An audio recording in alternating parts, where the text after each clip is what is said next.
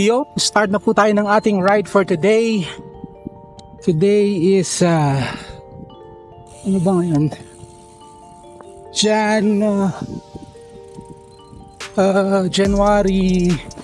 4. Today is a Sunday, so since January 1 to January 4, hindi na naman tayo nakapag-ride because of busy-busyhan. So hopefully from tomorrow, dapat daily na ulit tayo makakapag-ride. So nandito tayo ngayon sa Nad Al Shiba Cycle Track. I'm not sure, Nad Al Shiba Cycle Track, Meydan. Basta nandito tayo ngayon sa Dubai. Dito tayo magra-ride. May mga ride na ako here before, pero sa mga bago nating subscribers, mga bagong makikita natin bago sa paningin nyo. Yan, may mga coffee shop dyan, may Starbucks there. So this is a good place. Maganda rin ang mga biking community dito. Minsan sinasara din to for some event. Ayan. So bago tayo makapasok dun sa actual loop, kailangan natin daanan tong mga to para makapasok dun sa actual loop niya. Yung actual loop niya, it's 10 ba or 11? I'm not sure, between 10 to 13 kilometers yata ang isang loop, so I'm not sure. So today we're going to do a 50-kilometer ride again. Supposedly we need to do 50 kilometer daily. So from tomorrow, dapat daily na ulit tayo makakapag-ride. Dapat hindi natin siya isisingit sa busy day natin. Dapat siya lagyan ng schedule, ilagay siya sa schedule ko. Ayan. So ang oras na, it's 2:12 PM. So medyo tirik ang araw. Anyway, malakas na maganda naman yung hangin, malamig naman yung hangin kasi still what they call it, winter season dito. So ito na yung pinaka winter dito, wala namang yellow dito. Pero malamig. So ito, pasok tayo dito sa may tunnel dito. Dalawang tunnel dito bago tayo, lamig. Bago tayo makarating dun sa actual loop. So dito sulong ahon kaagad, pero bahagyang bahagya lang naman. So on that note, shoutout na natin kaagad yung mga nakalimutan natin from last, yung mga member natin. Si Healing Ann, si Ate Merly Otap, si Madam Gina Ramos, sila Manny Villar, Ninang Awing Mix Vlog, si Ate Teresa Francisco. Naku po, nakalimutan na ng iba. Sabi ko, i-memorize ko na nabablanko ako pagdating sa ganito. Si Ate Nolly, si BFF Selen, nakalimutan ko na iba na naman. Angel Quinones. Naku, sino ba hindi ko pa nabanggit? Si Eileen the Explorer, si Kalingap Super Mario. Balikan ulit natin yung nakalimutan natin. Makakalimutin na talaga. Ang lolo mo, tumatanda na talaga. So from tomorrow pala, pag sa live stream ko, magpapa-enter tayo for raffle sa aking because January is my birth month. So malalaman niya sa aking live, magpapa-enter tayo, may mga pa-premyo. Tingnan natin kung hindi ko pa siya na-finalize. So for more info, bisitahin niyo ako sa live stream ko. Usually it's every 7 PM, every 7 PM daily, Pilipinas time. Malamig, mahangin. Let's go. Ayun, naalala ko na, Vera Belmonte. Sino pa ba? Si Ate Myla Espendido, si Nelia Mejores, shoutout din kila Jocelyn Crochet. Sino pa? At sa inyo lahat na nakakalimutan ko, shoutout sa inyo lahat. Salamat po sa support nyo. Ito na yung second tunnel natin bago tayo makarating doon sa actual loop.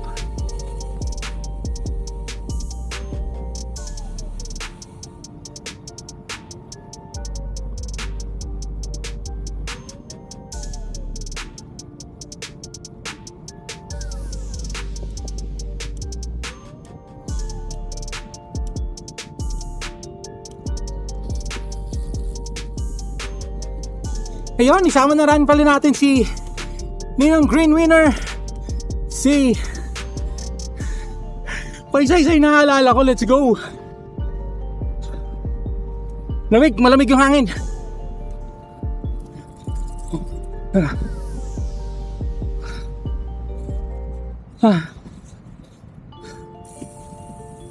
Ayan, pagod ako sa patas na yun. Pasok na tayo dito sa ating yung the actual loop. Itong actual loop na to is, this is one way to. So ayan, may 30 km speed limit, 30 km per hour na speed limit. Ayan, let's go. Yun, syempre kasama pa rin natin si Madam, si partner, na medyo nakasimangot. Bakit kaya? Mainit kasi. Mainit na malamig. Mainit yung araw, tapos malamig yung hangin. So kahit mainit, mataas yung sikat ng araw, malakas yung sikat ng araw, malamig yung hangin, so hindi ka talaga pagpapawisan sa ganyan. Pero what to do? Pagod ka agad yung binti ko. Burj Khalifa is there, yung tallest building in the world. Dyan, yung tusok. Dito yata, kahit saan ka magpunta kita mo yan dito sa Dubai. Basta you're within the vicinity of the yung pinaka-sentro ng Dubai. Mahangin, kaya hingal kabayo kaagad tayo. Let's go. Yun, sa harap natin, ayan yung grabe. I'm really out of shape. Wala tayo, sobrang lang yan. Remove from before the simbang gabi, let's say before mga from 10th of December until January ngayon, tayo, kumbaga hindi pa natin sinisimulan ulit yung diet natin. So I'm really out of shape, wala sa kondisyon. Kailangan natin ibalik yung kondisyon natin. Imagine, hapong-hapon na ako, 7 kilometers pa lang, planning to do 50 kilometer ride. Pero anyway, naman kasi salubong sa akin. Anyway, ang style ko kasi sa ganyan, hindi ko binibigla, unti-unti. Eventually we'll get back in shape. Ang kailangan lang natin paglabanan is we need to do physical activity every day. Kailangan talaga tayong mag-ride every day to get back in shape. At saka syempre diet. So ayan. Oh, grabe.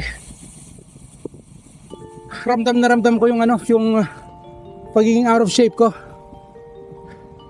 I-check yung mga video ko bandang December or November. Makita mo yung tiyan ko medyo flat ng konti. Ngayon labas-labas na naman siya. Anyway, abangan nyo pala yung next video ko will be about my transformation. Kasi nakaisang taon na tayo sa ating weight loss journey. On that year, on the span of that 1 year, we lost 30 kg. Naka-lose tayo ng 30 kg. But from December 10 to January until now, we gained like around 7 or 8 kg. Ganun ang bilis magdagdag, ang hirap magbawas. So kaya dapat maintain, hinay-hinay sa pagkain na matatamis. At saka dapat consistent ang ano natin, ang physical activity natin. So ako hindi tayo masyadong bothered doon kasi I know how to lose it again. And pero kasi sayang yung pagkakataon. Yun. Let's go. Ride ulit tayo. Ang tagal mawala ng hangin sa harap eh. Anyway, dahan-dahan lang tayo. Let's go. Yun.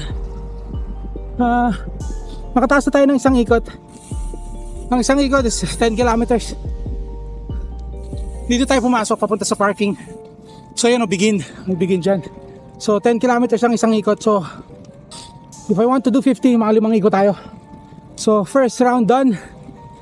On to our second round na tayo. Let's go. Ayan. Wait lang.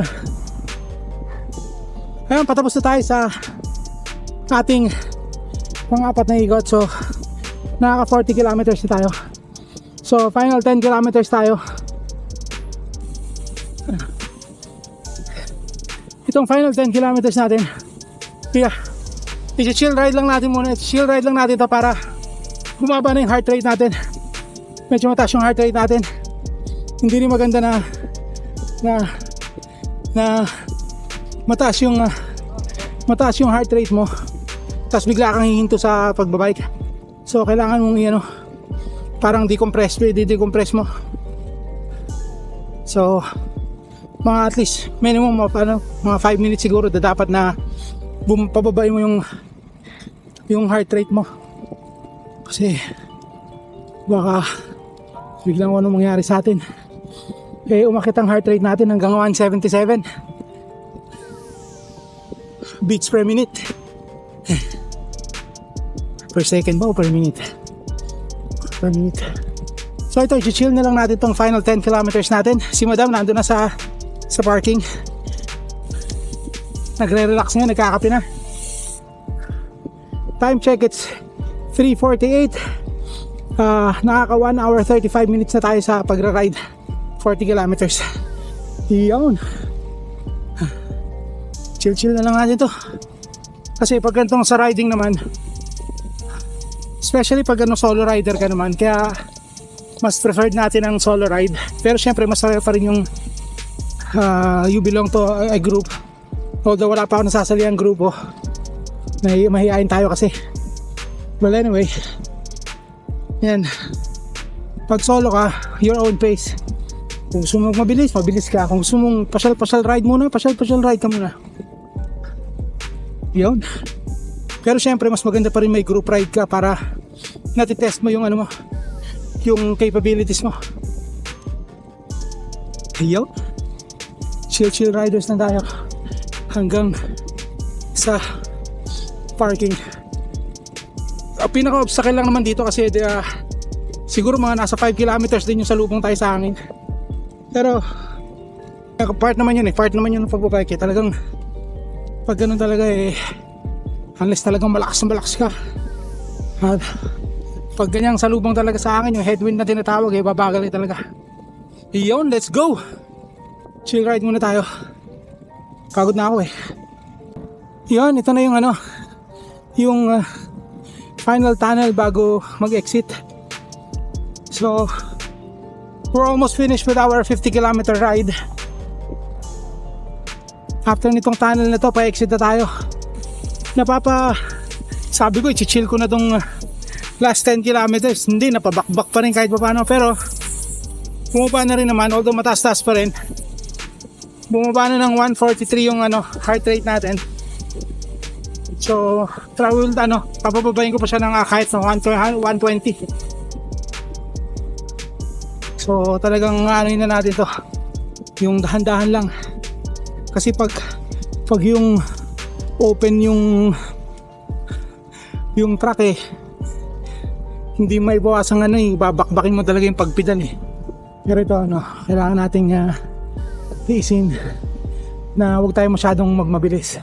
Chill lang hanggang doon tayo sa may parking. So mga ilang kilometers pa. sa parking. Mga 2 kilometers pa hanggang doon sa may parking. Pero ito exit na to. So pag exit natin dyan, may dadaanan pa tayo mga 2 tunnel tapos din sa parking. And enjoy naman ako dito sa ride natin ngayon. Kasi it's been a while since nag-ride tayo dito sa Nadal Shiba Cycle Track. Kaya medyo okay din naman. Pero kasi ayun, tumigil ako dahil naubusan ako ng battery. So nagpalit ako ng battery. Pag stop ko, nahilo ako bigla. Umigot yung paningin ko. Ay nako. Ito na yung pabalik na tayo sa may parking. Naka-exit na tayo. Balik na tayo sa parking. So ito yung first tunnel natin sa parking. So yun nga, as I've mentioned na hindi ako masyadong nahirapan kasi nga it's been a while since nag-ride tayo dito. Kaya medyo na-excite din tayo na konti. Tsaka masarap yung ride natin. From end, simula ngayon, ang ride natin is laging 50 kilometers na. I will try to do 50 kilometers. So this is our second 50 kilometer ride of the year. So tingnan natin kung hanggang makakailang 50 kilometer ride tayo ngayong 2025. Yan, ito, pabalik na tayo sa may parking dito. First tunnel, may second tunnel din sa parking na tayo.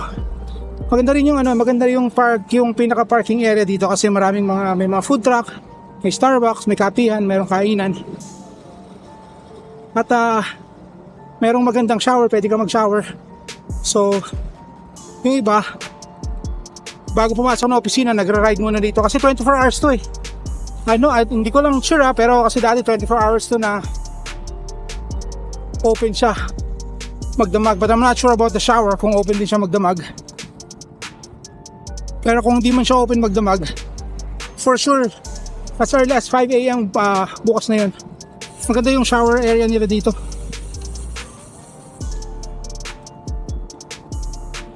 Yun, see you sa parking, let's go.